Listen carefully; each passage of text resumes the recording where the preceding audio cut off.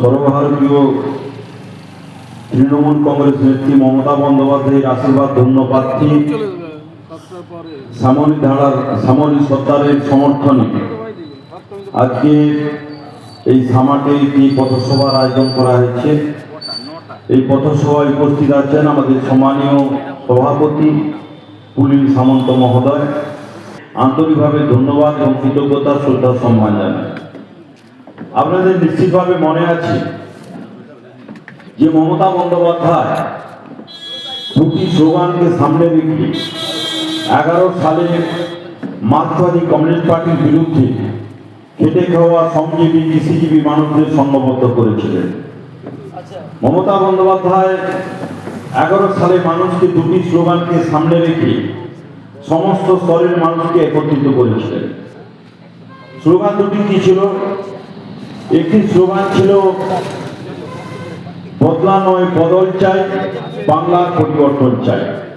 এই দুটি স্লোগানকে সামনে রেখে মমতা বন্দ্যোপাধ্যায় সর্বস্তরের মানুষকে একত্রিত করে সংঘবদ্ধ করে মানুষকে তিনি ময়দানে নামিয়েছিলেন এবং মানুষ সেটি বিশ্বাস করেছিলেন যে মমতা বন্দ্যোপাধ্যায়ের নেতৃত্বে বাংলার পরিবর্তন আসতে পারে এবং মানুষের আশীর্বাদ এবং দোয়া নিয়ে মমতা বন্দ্যোপাধ্যায় 11 সালে ক্ষমতায় বসেছিলেন। যেহেতু অনেকক্ষণ ধরে সভা চলছে, সময় খুব সীমিত, আমি দুটি কথা শুধু বলব। একটি হচ্ছে মমতা বন্দ্যোপাধ্যায় যে বদলের কথা বলেছিলেন, বদল এনেছিলেন, আপনারাই এনেছিলেন এবং পরিবর্তন চেয়েছিলেন। কিসের পরিবর্তন? মানুষের দৈনন্দিন জীবনের পরিবর্তন।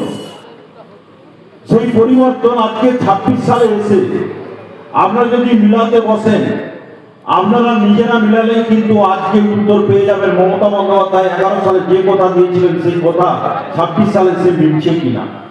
মমতা বন্দ্যোপাধ্যায় বলেছিলেন কি, যে আমি যদি সরকার তৈরি করি, আমার সরকার যদি মামাটি মানুষের সরকার হয়, তাহলে বাংলায় কোনো মানুষ না খেতে পেয়ে মরবে না।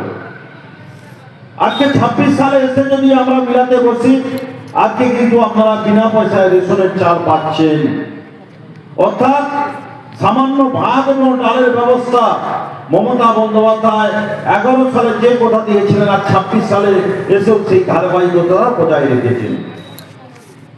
আমরা দেখলাম কি মমতা বন্দ্যোপাধ্যায় কি বলেছিলেন, যে আমি আমার আমলে, আমার রাজত্বকালে কোনো শিশু খেতে পাবে না এমন কিছু হবে না। আজকে শিশুরা আজকে মিড ডে মিলের জায়গায় গিয়ে আজকে মিড ডে মিল খাচ্ছে স্কুলে। আজকে বাচ্চা বাচ্চা ছেলেরা যারা আইসিডিএসে পড়াশোনা করে তাদের সেখানে খাদ্যের ব্যবস্থা আছে। আবার বাচ্চা যখন বড় হচ্ছে স্কুলে যাচ্ছে, সেখানে তাদের পোশাকের ব্যবস্থা করে দেওয়া হয়েছে। আবার যখন সে পড়তে বসছে তার বইয়ের ব্যবস্থা করেছে সরকার বিনা পয়সা।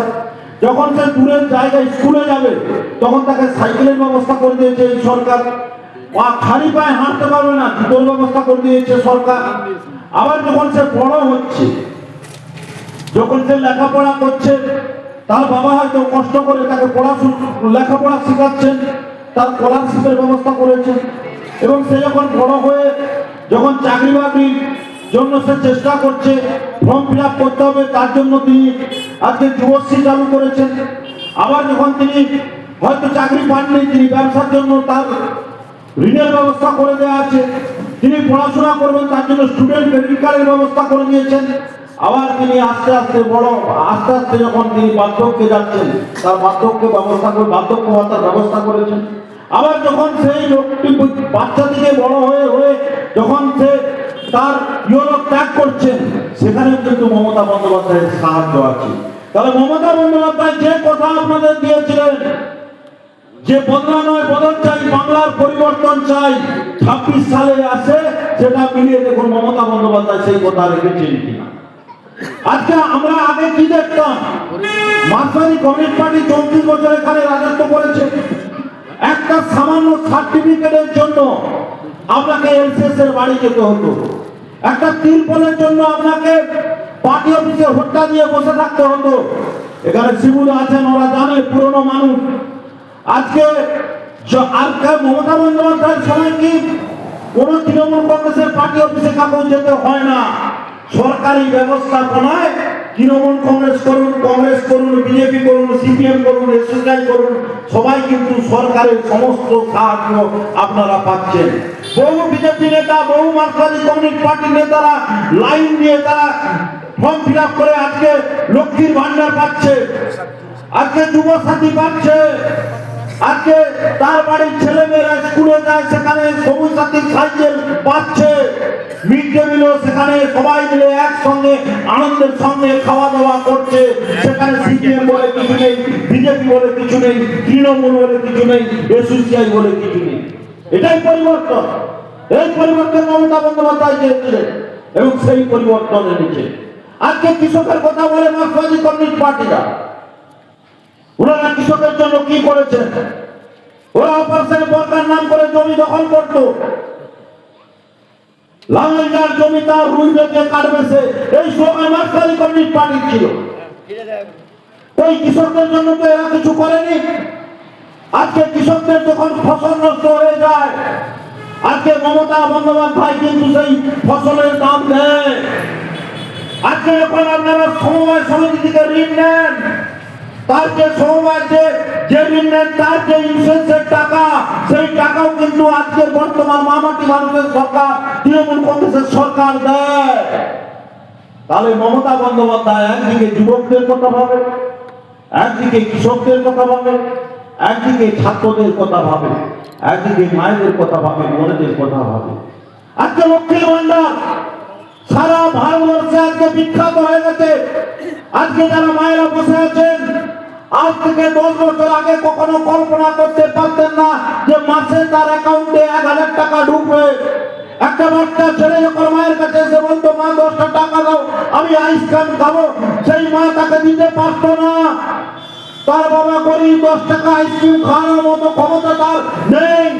মমতা বন্দ্যোপাধ্যায় দেখলেন কি, যে সন্তান তার মায়ের কাছে সবচেয়ে বেশি আবদার করে, তাহলে মাথা থেকে বার করলেন লক্ষ্মীর ভান্ডার।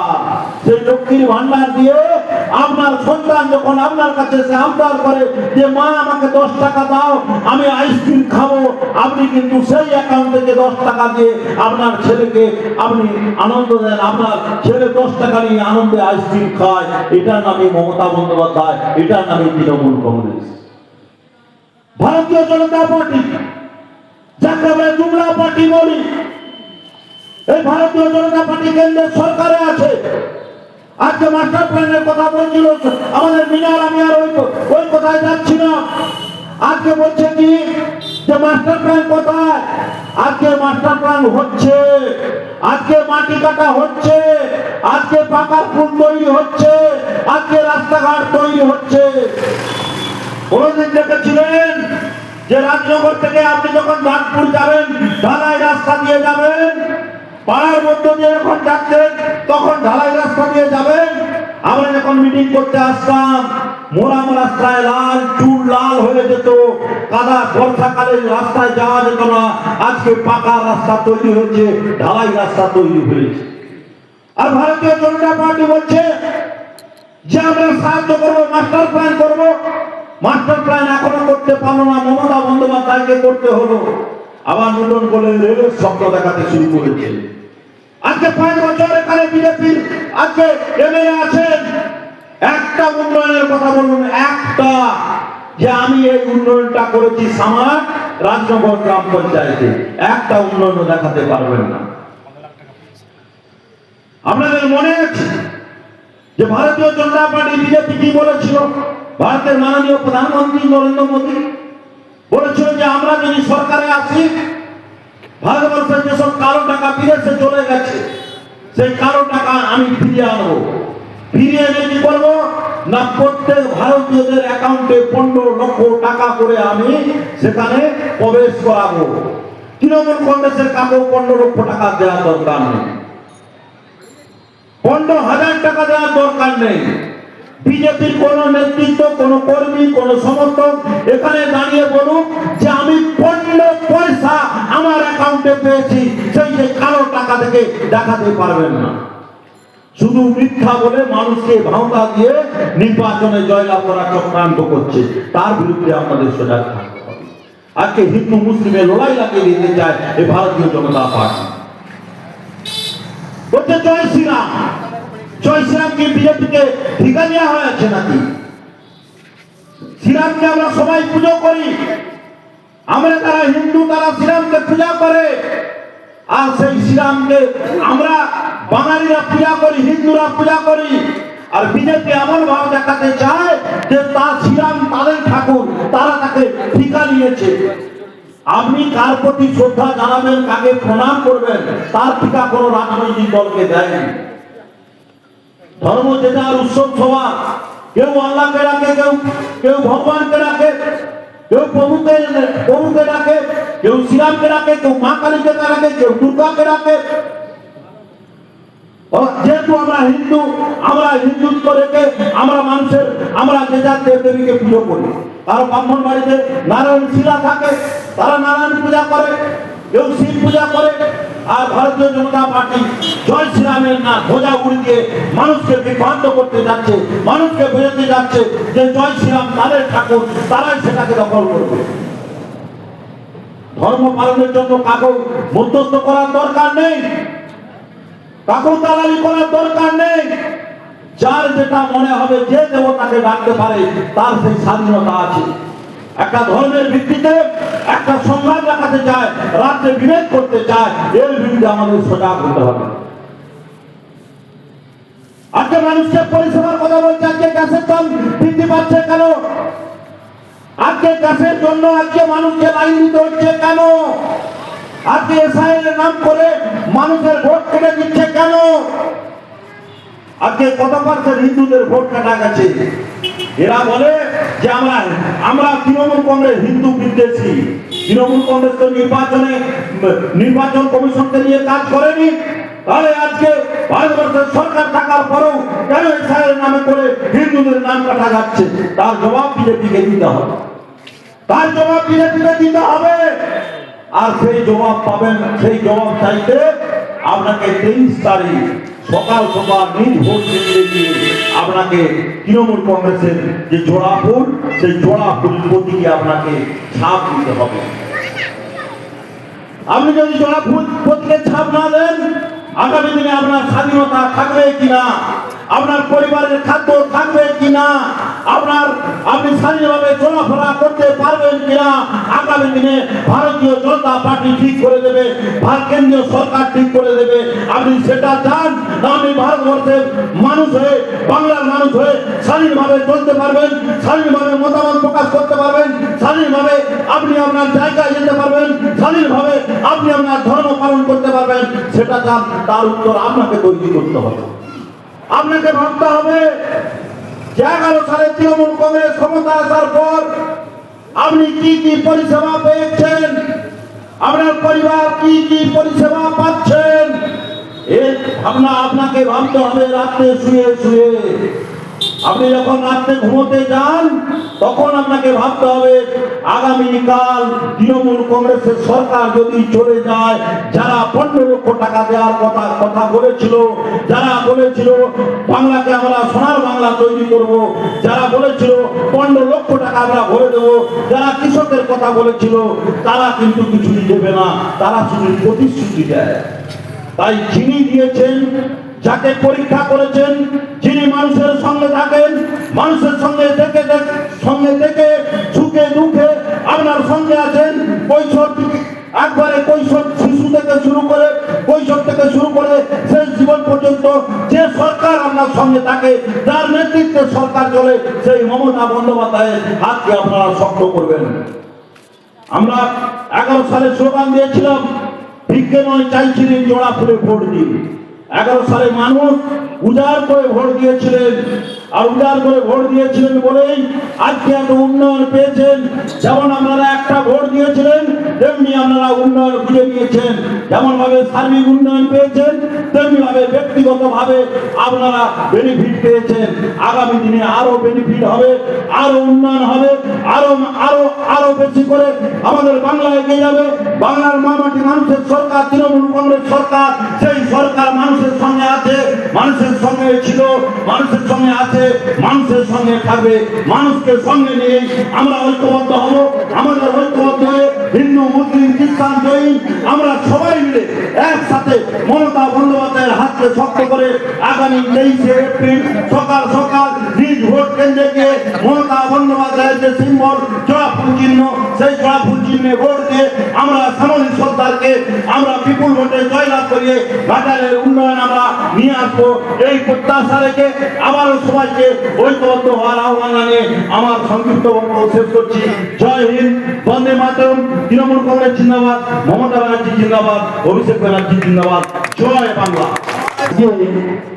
23শে এপ্রিল ঘাটাল বিধানসভা কেন্দ্রের প্রার্থী মাননীয়া শ্যামলী সরকারের সমর্থনে রাজনগর অঞ্চল তৃণমূল কংগ্রেসের উদ্যোগে সামার বাস স্ট্যান্ডে যে পথসভা, এই পথসভায় সভাপতিত্ব করছেন এই অঞ্চলের সভাপতি আমাদের সকলের প্রণম্য প্রিয় তুলিবাবু, ওনাকে আমি শ্রদ্ধা সম্মান জানাই।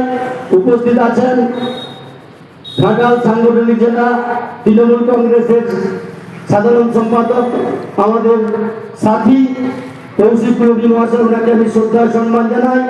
উপস্থিত আছেন ঘাটাল সাংগঠনিক জেলার সদস্য কাজল সামন্ত মহাশয়, উপস্থিত আছেন মৃণাল চক্রবর্তী মহাশয়, এই অঞ্চলের নেতৃত্ব, উপস্থিত আছেন আমাদের উপপ্রধান সাহেব আছেন মৃণাল চক্রবর্তী, চিন্ময় চক্রবর্তী মহাশয়, আমাদের মহিলা নেত্রী আমাদের সান্ত্বনা দিয়েছেন, সমস্ত নেতৃত্ব আর যারা আমাদের এই বক্তব্য শুনছেন সকলকে আমি শ্রদ্ধা সম্মান জানাই। অনেকে বক্তব্য রেখেছেন, শুনেছেন, সবাই শুনেছেন। আজকে 11 সালে দিদি ক্ষমতায় আসার পর থেকে যে উন্নয়নটা আপনারা পেয়েছেন, সেই উন্নয়নের কথা যদি আমরা বলতে থাকি একটার পর একটা, তাহলে আজকে কেন সারা দিন রাত কেটে যাবে, এক একটা উন্নয়নের কথা শেষ হবে না। তাই আমি বলি যে প্রতিটা নির্বাচনে যে বিজেপি নামক দলটি এক একটি নির্বাচনে এক একটি প্রতিশ্রুতি দেয়, প্রত্যেকবার একটা করে প্রতিশ্রুতি দেয়। এবারে আপনাদেরকে কি প্রতিশ্রুতি দিয়েছে? কোন প্রতিশ্রুতি দিয়েছে? কোন প্রতিশ্রুতি দিতে পারেনি, কারণ প্রত্যেকবারে প্রতিশ্রুতি দেয়, একটা প্রতিশ্রুতি কাজ হয়নি এবং জিততেও পারেনি। লোকসভায় জিতেছে, এখানে কেন্দ্রে আছেন নরেন্দ্র মোদী, অনেকটা প্রতিশ্রুতি দিয়েছিলেন, একটা প্রতিশ্রুতি কি বাড়তে পেরেছে? তাই এবারের নির্বাচনে কোনো প্রতিশ্রুতি না দিয়ে একটাই কাজ করেছে, এসআর করে আপনাদের নামগুলো সব বাতিল করতে শুরু করেছে।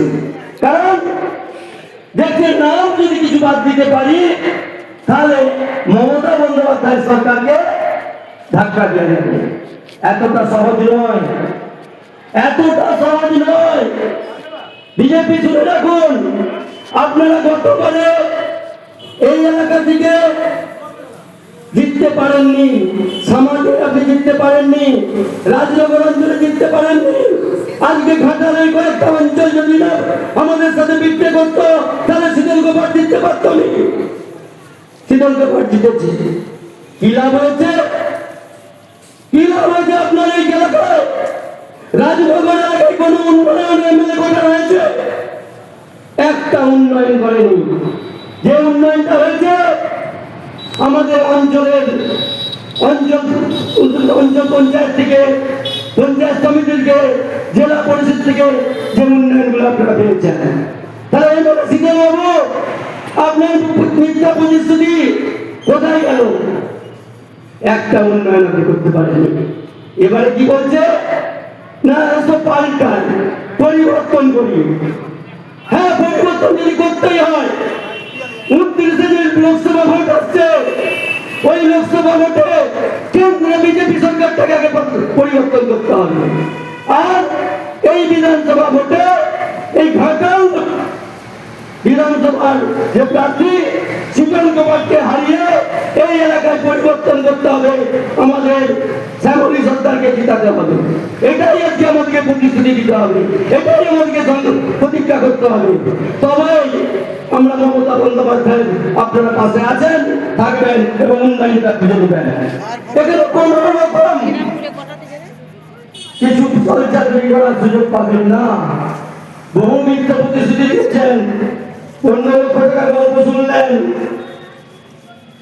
যে বিজেপি নেতাকে নিয়ে কিছু লোক আছে যারা এখানে দেখতে পাচ্ছি দেয়ালে জলে জল করে লিখেছে, তাদের বাড়িতে গিয়ে তাদের স্ত্রীকে জিজ্ঞেস করুন, তাদের ভবনের দিকে জিজ্ঞেস করুন 4টা দিকে রাধানোটা যে আমি তো দেয়ালে লিখে এলাম শীতলকে ভোটটা দেবে, কিন্তু তোমার লক্ষ্মীর ভান্ডারের টাকাটা কে দিচ্ছে জানো? মমতা বন্দ্যোপাধ্যায় দিচ্ছে। স্বাস্থ্যসাথীটা কে দিচ্ছে জানো? মমতা বন্দ্যোপাধ্যায় দিচ্ছে। মেয়ের রূপশ্রীটা কে দিয়েছে জানো? মমতা বন্দ্যোপাধ্যায় দিয়েছে। এরকম বলতেছে রেশনের বিনা পয়সা চাল কে দিয়েছে? মমতা বন্দ্যোপাধ্যায় দিয়েছে। সেই জন্য একজন রাজ্য নেতৃত্ব বিজেপি কি বললো জানেন? বঞ্চে মাইক ধরে বললেন যে ভোটের দিন মা বোনদিকে ঘরে চাবি দিয়ে দিতে হবে, তাহলে মা বোনেরা বেরোতে পারবে না আর ভোটটা তৃণমূলে মমতা বন্দ্যোপাধ্যায় দিতে পারবে না। এরকম যদি কারো বাড়িতে বিজেপি দালালরা বাড়িতে মেয়েদিকে আটকায়, মেয়েদিকে আমি বলে যাচ্ছি আপনাদের সম্মান, আপনারা সম্মান নিজের হাতে রাখুন, মমতা বন্দ্যোপাধ্যায়কে ভোট দেবেন। বাড়ি দিকে বেরিয়ে এসে বিপুল বিপুল ভাবে মমতা বন্দ্যোপাধ্যায়কে আশীর্বাদ করবেন। তাই শ্রী শ্যামলী সরকারকে বিপুল ভোটে জয়যুক্ত করবেন। এই কথা বলে সকলকে ধন্যবাদ জানিয়ে আমি আমার বক্তব্য শেষ করছি। বন্দে মাতরম, তৃণমূল কংগ্রেস জিন্দাবাদ, মমতা বন্দ্যোপাধ্যায় জিন্দাবাদ, জয় বাংলা।